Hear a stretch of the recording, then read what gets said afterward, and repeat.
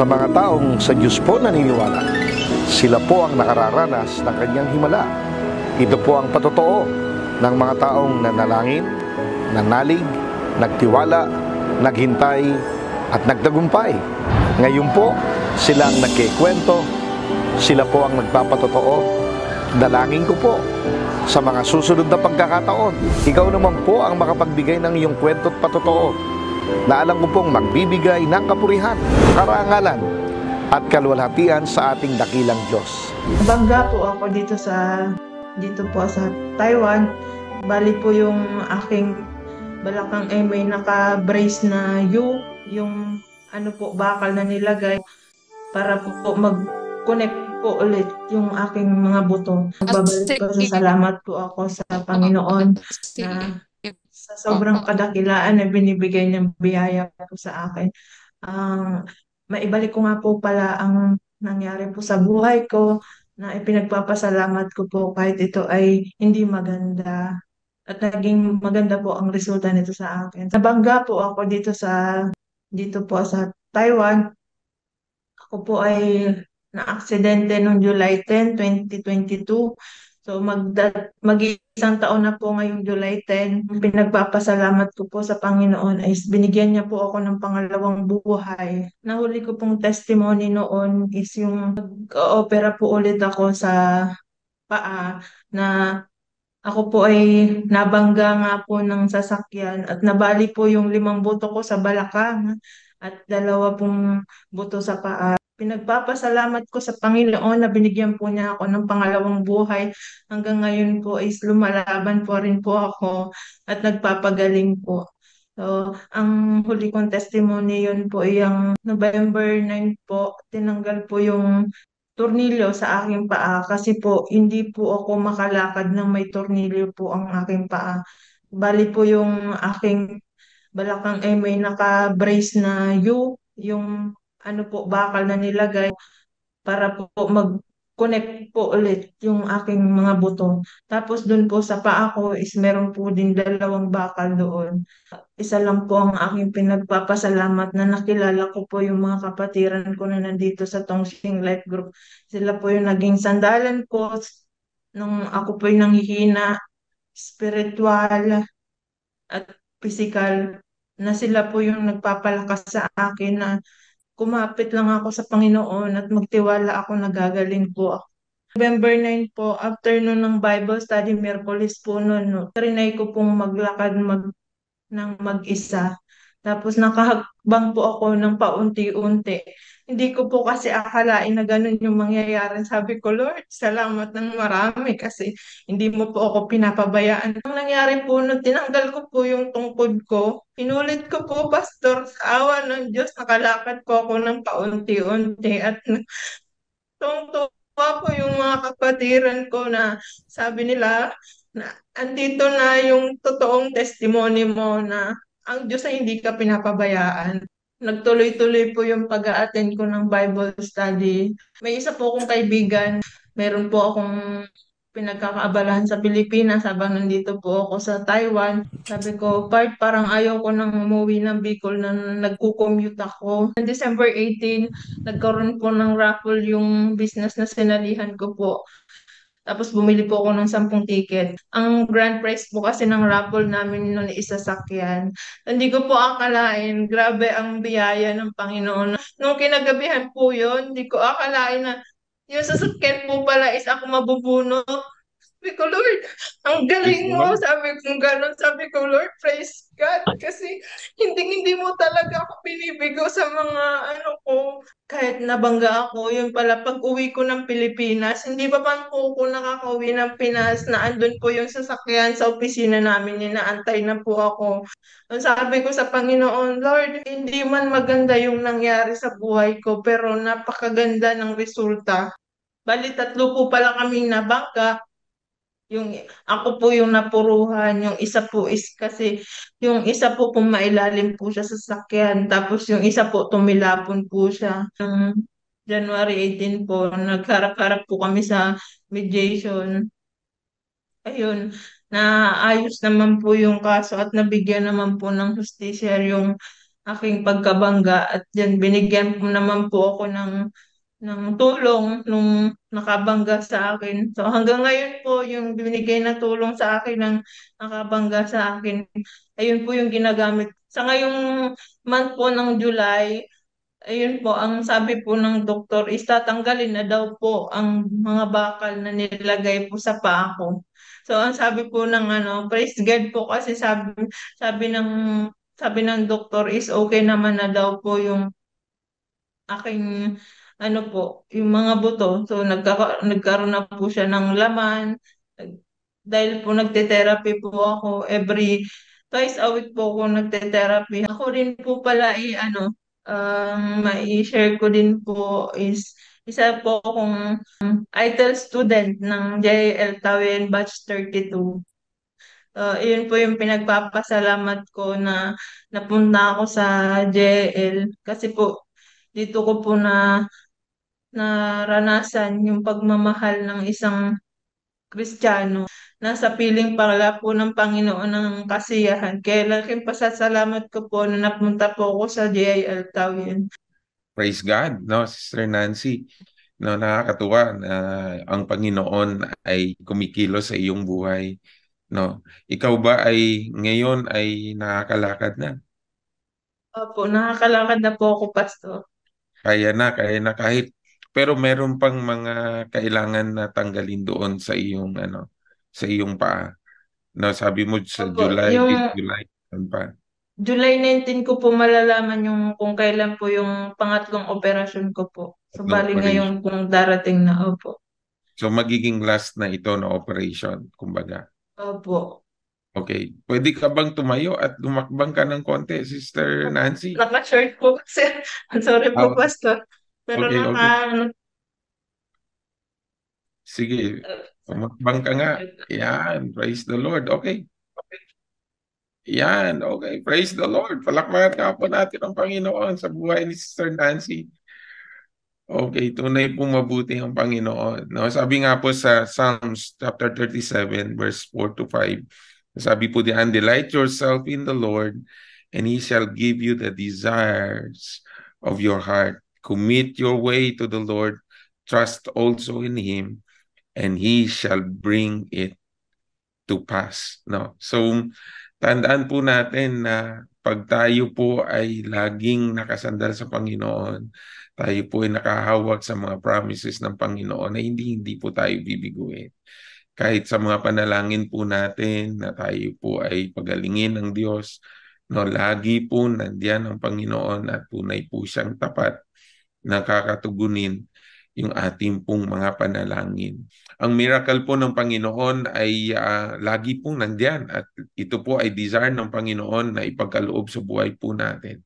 As long as na tayo po ay siyang manampalataya sa Kanya. Tayo po yung key para po mag-manifest yung miracle na dinidesire po natin. So, ito po ang isang ebidensya ng himala ng Panginoon sa iyo, Sister Nancy, dahil ikaw ay nagtiwala, nanampalataya sa Panginoon na walang imposible po sa Kanya. Ito pong third testimony ko. Gusto ko lang po magbalik pasasalamat sa Panginoon sa kabutihan na ginawa niya sa buhay ko ngayon.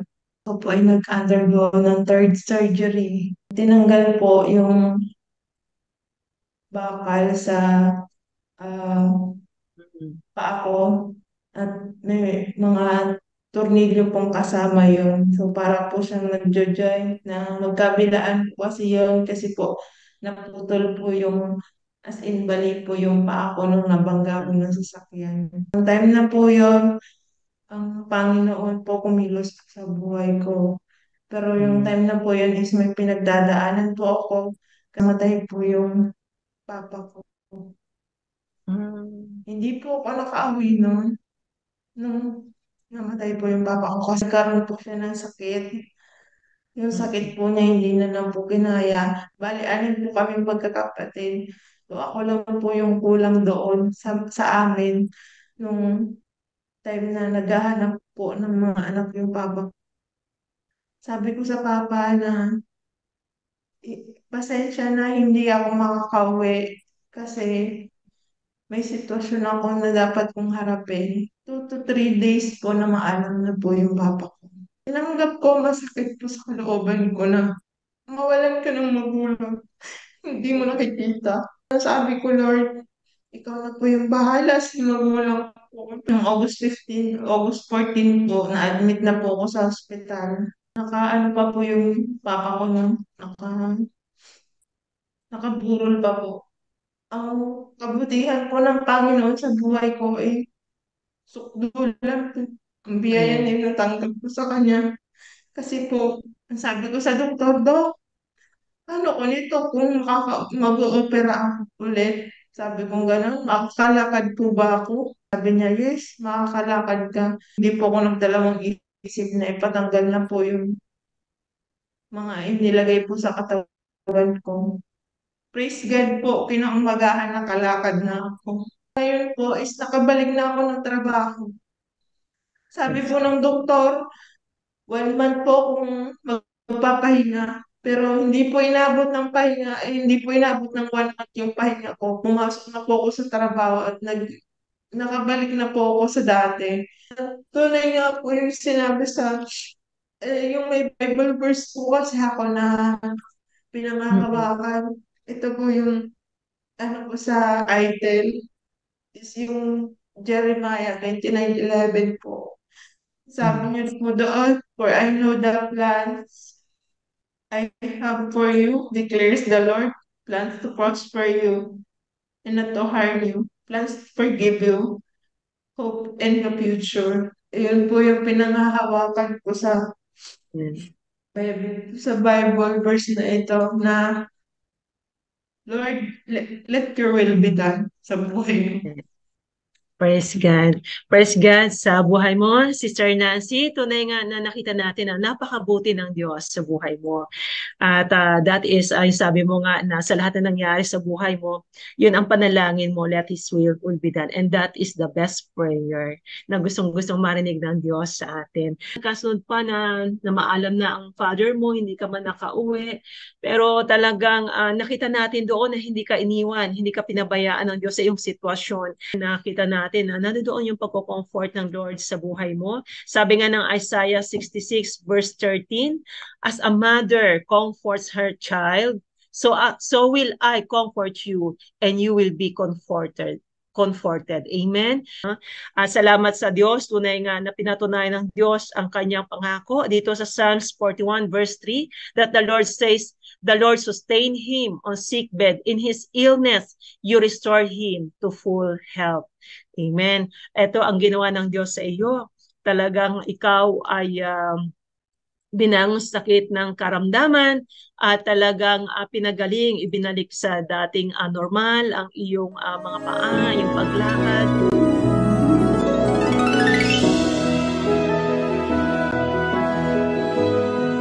Purihin po ang ating Panginoon. Nasaksihan po natin muli ang isa na namang napakagandang kwentong patotoo patungkol sa katapatan ng ating Panginoon. Si Sister Nancy po ay nakaranas ng isang aksidente dito sa bansang Taiwan na naging dahilan ng hindi po niya pagkalakad ng matagal na panahon. Dahil siya po ay nabalian ng mga buto sa kanyang balakang at maging sa kanyang paa. Ngunit hindi po siya nawalan ng pag-asa. Patuloy po siyang nagtiwala at nanampalataya sa ating Diyos. Pinanghawakan po niya ang pangako ng Panginoon sa Psalm 25 verse 3 na wala pang nagtiwala sa Kanya na Kanyang binigo. At tunay nga po, hindi napahiya ang ating kapatid dahil siya po ay muling nakalakad. Patuloy na naranasan ni Sister Nancy ang katapatan at kabutihan ng Diyos sa kanyang buhay dahil nakamit niya po ang hustisya sa nasabing aksidente. At hindi lamang po iyon, habang andito pa lamang siya sa bansang Taiwan, ay inuna na pong inihanda ng ating Panginoon ang kanyang pangailangan sa pag-uwi sa ating bansang Pilipinas. Siya po ay mapalad na nabunot sa isang rapol at napagkaluban po ng bago at napakagandang sasakyan. binigyan. Tunay nga po na napakatapat ang ating Diyos sa mga taong nagtitiwala sa Kanya at muli niyang ipinaranas ang Kanyang pangako sa 1 Corinthians chapter 2 verse 9 na hindi pa nakikita ng ating mga mata, naririnig ng tenga, hindi pa sumasagi sa isip ng tao ang mga bagay na inihanda niya sa mga taong nagtitiwala sa Kanya. Hindi madali ang pagsubok na ito sa buhay ni Sister Nancy, ngunit patuloy siyang naging matatag at matagumpay dahil naranasan niya ang pagsama ng ating Panginoon. At ipinamalas ng Diyos ang kanyang katapatan sa kanyang salita sa Hebreo chapter 13 verse 5 na hindi kita iiwan ni pababayaan man lang. Nais niyo rin po bang maranasan ang pagsama ng Diyos sa inyong mga buhay katulad ng naranasan ng ating kapatid na Sister Nancy? Kung nais po natin, kailangan po nating tanggapin si Jesus bilang ating Diyos, Panginoon at sarili nating tagapagligtas. Gaya po ng sinabi sa Romans chapter 10 verse 9, if you confess with your mouth that Jesus is Lord and believe in your heart that God raised Him from the dead, you will be saved. Kung nais po natin, sumunod po tayo sa isang maikling panalangin at sabihin po natin, Panginoong Jesus, ako po ay isang makasalanan. Lumalapit po ako sa iyo. Hinihiling ko pong patawarin niyo po ako at binubuksan ko po ang aking puso. Tinatanggap kitang tunay bilang aking Diyos, Panginoon at sariling tagapagligtas. Maraming salamat po. Amen. Ako na lamang po ang siyang mananalangin. Dakilang Diyos na makapangyarihan sa lahat, narinig mo po ang panalangin ng bawat babae at lalaking sumusubaybay sa programang ito. Dalangin ko po, Panginoon, na katagpuin mo po ang kanilang mga panalangin at gawin mo po silang tunay at ganap mong mga anak. At buksan mo po ang durungawan ng kalangitan at ibuhos ang rumaragasang pagpapala sa kanilang mga buhay. At kung meron man po sa kanila, Panginoon, ang may sakit, karamdaman at nangangailangan ng himalang kagalingan mula sa iyong kapangyarihan, idantay mo po ang iyong mga kamay at ipagkaloob ang himalang kagalingan sa kanilang buhay. Maraming salamat po. Ito po ang aming panalangin sa pangalan ng aming Panginoong Hesus. Amen and amen. Congratulations po, kayo po ay isa ng tunay at ganap na anak ng ating Panginoon. Kung kayo po ay napagpala sa bidyong ito, mangyari pong i-like and share po natin and i-click na rin po natin ang notification bell at mag-subscribe na rin po tayo sa Jesus is Lord Church Taiwan upang updated po tayo sa lahat ng episode ng Jesus Diyos ng Himala. At lagi po nating tatandaan na sa lahat ng problema ay laging may solusyon dahil si Jesus ang Diyos ng Himala. Maraming salamat po. Pagpalain kayo ng ating Panginoon.